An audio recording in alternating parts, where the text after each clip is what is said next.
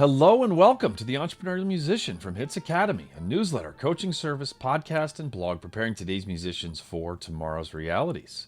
Today's episode is titled, Marketing is the New Distribution. Thank you to Parker Mouthpieces for providing the hosting for TEM. Parker Mouthpieces offers fine, customizable component mouthpieces for horn, trombone, euphonium, and tuba, including the Andrew Hitz Artist Model Tuba Mouthpiece. You can find out more at parkermouthpieces.com or follow them on Facebook, Instagram, and Twitter.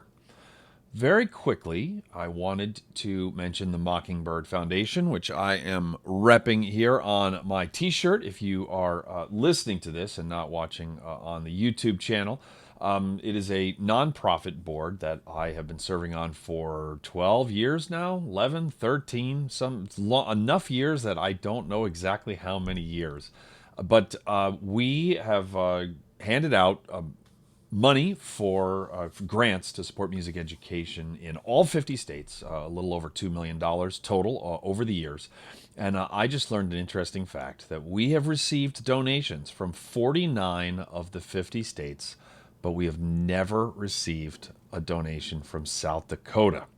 I'm talking to you, South Dakota. If you live in South Dakota, if you know someone in South Dakota who could throw us like $10. I mean, 10 grand would be great too, but like $10 so that we could cross that off of the list, that would be amazing. And if you do, please let me know and I will give you a shout out on the podcast.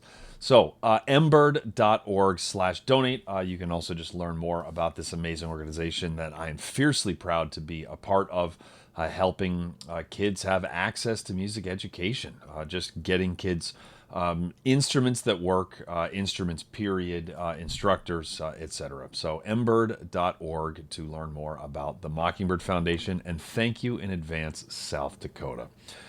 Marketing is the new distribution. A quote from Derek Sivers was the inspiration for this episode. Quote, "Distributing the music is so easy, it's moot. So now the delicate art of calling attention to your music means everything. Marketing is distribution." I looked it up right before I came on here, and it costs $49 on CD Baby, which ironically is the company that Derek Sivers founded and sold a long time ago. But it costs $49 on CD Baby to distribute an album to over 150 platforms all over the world. It costs $9.95 or something like that to distribute a song to over 150 platforms. In the grand scheme of the amount of money and time and resources it takes to record an album, that's virtually free.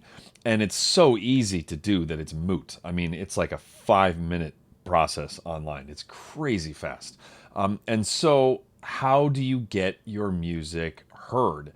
It's not by getting it on 200 channels, right? Because I've got my music on I think all of those channels that CD Baby uses, and I don't know how many of the 150 have never listened to a single stream of mine, but I'm guessing it's more than a handful.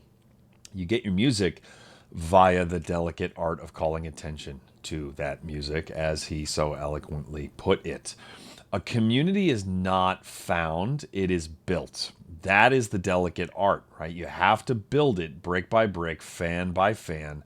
You have to be accessible, you have to be genuine, you have to be generous, you have to keep showing up for your fans over and over and over again, day after day after day.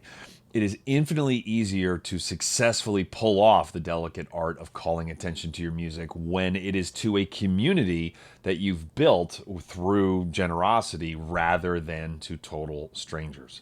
If I am trying to get people who have already voluntarily asked me to email them via a newsletter, or who listen to the Brass Junkies, or to this podcast, or who have liked my artist page on Facebook, which I actually haven't posted on in a very, very, very long time because I've kind of moved away from a lot of social media.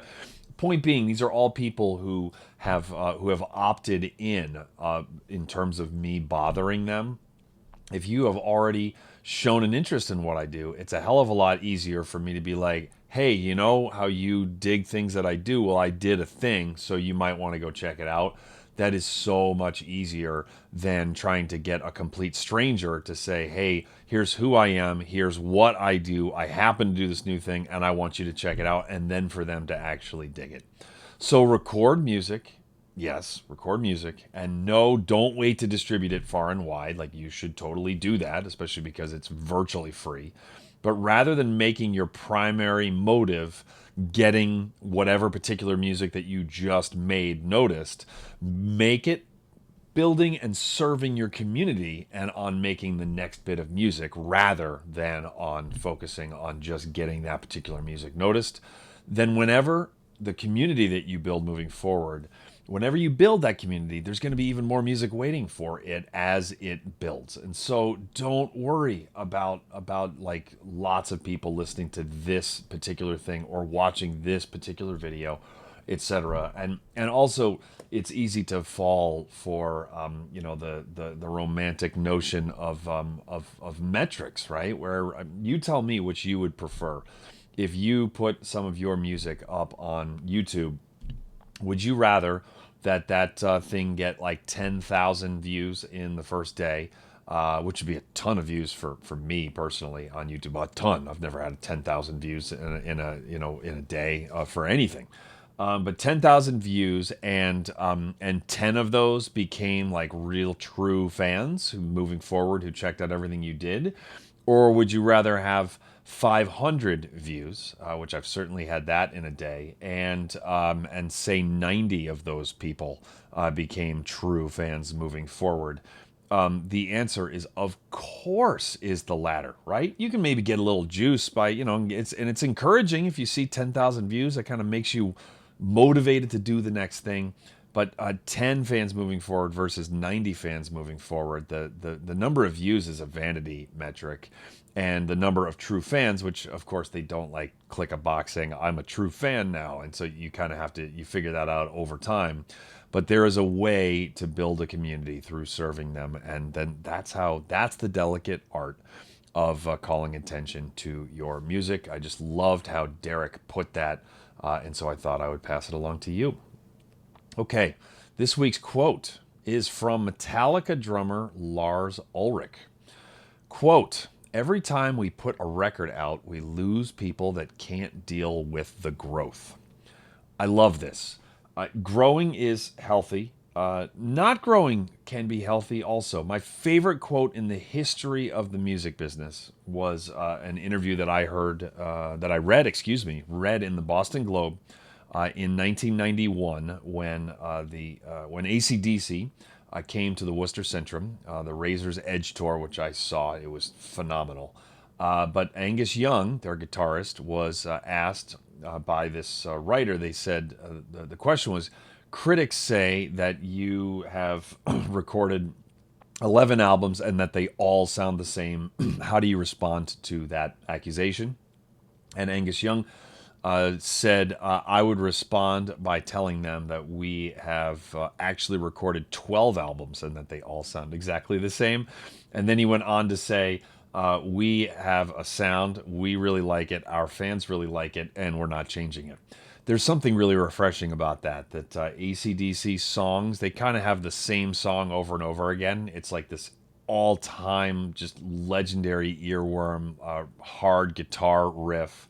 And there's very distinctive vocals, even though they had two different lead singers in their history, both of them different, but both of them different in similar ways, I would say.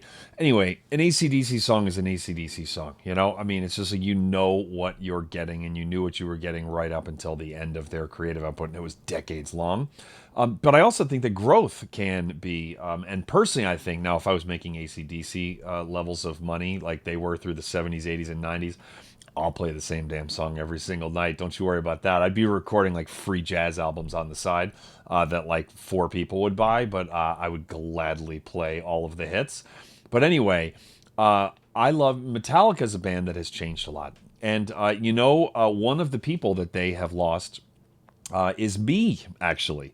But I respect him for this quote. I saw Metallica in 1990 at the Worcester Centrum. I saw some pretty serious stuff at the Worcester Centrum as a kid. and that was their Black Album tour, and it was a really special night. That's the last Metallica album that I really love. That was released. I don't know if it was released in at the end of '89 or at the beginning of '90. That was released almost 35 years ago, right? I love Ride the Lightning. I love Kill 'Em All. I love And Justice for All. I love early Metallica, and I also love that Black Album. But their more recent output just doesn't have what I'm looking for. But that's okay. That's the whole point. Is that if they had just stayed with one sound, which even those like four albums I just listed do not have the same sound. They morphed. They just kind of morphed in a direction that I was cool with them morphing in terms of my preferences. They have since morphed beyond that, and that's okay. That's okay because they grow in different ways, and in some ways they're not, they're not the same people that they were when they put out, when they put out those first albums. They were kids. They weren't multimillionaires. They weren't people who had taken on the entire, a lot of their fans with the Napster stuff. I mean, like a lot of real life has happened to Metallica. The music doesn't speak as loudly to me. It doesn't even come close to speaking as loudly to me as their output from the '80s and up till 1990 does. But that's okay, because they have a lot of fans who prefer the stuff after the '80s. They just do. They still can sell out stadiums. So, and that's not all people who agree exactly with me. There are some that like some of the '80s music, and not all, etc. Right? You cannot please everyone, and I love that he is just acknowledging out loud that even if you're Metallica, that when you grow, when you change, when you morph. This goes for hosting a podcast. This goes for writing books. This goes for making albums. This goes for writing songs. This goes for all of this. That you're going to lose some people, and that's okay because it's not a sign that you didn't do a good job because you can't keep everybody because there are also some of your fans who are going to peace out if you stay the same, right? I love AC/DC just because I really love their song, if you will. But there are some people who just can't handle that much. They're like, yeah, like Back in Black is an awesome song. I don't need to hear any more AC/DC after that. No, for me, it's like put on Shoot to Thrill if you want to stay on the same album. Rip Thunderstruck, You Shook Me All Night Long, Hell's Bells, for those about to rock. I'm in, right? So you cannot please everyone. That's the most obvious statement in the world. No one thinks you can, and yet, in my experience, all of my TEM coaching clients and myself, we can at times act as if we can please everyone if we just do a little bit more of this or a little bit less of this, or we just pay attention and we just, don't pay attention to which direction the wind is blowing. Andy Warhol, right? That quote, he says, your job, you make art, and then while other people are deciding whether it sucks or not, you make more art. And I really love that. So hats off to Lars Ulrich, even if he hasn't been involved in an album that I have put on in a very, very long time, in 30 years. That's okay. I was cranking Metallica on the way to my Easter gig, actually, the other day. Maybe that's why I was thinking of him, because I just listened to him like a week and a half ago. I was like listening to And Justice for All, cranking it at like 6 a.m. on Easter morning as I was on my way to church to go play my gig. So anyway, thank you so much for listening, for watching, for subscribing to the YouTube channel. Things have been a little hit or miss, but I think that I'm going to get back into the groove of this now. I got a little bit of a fire under me in the TEM direction in particular, and so I think that I'm going to be showing up regularly again. We shall see. Thank you. And that is going to do it for another episode of The Entrepreneurial Musician.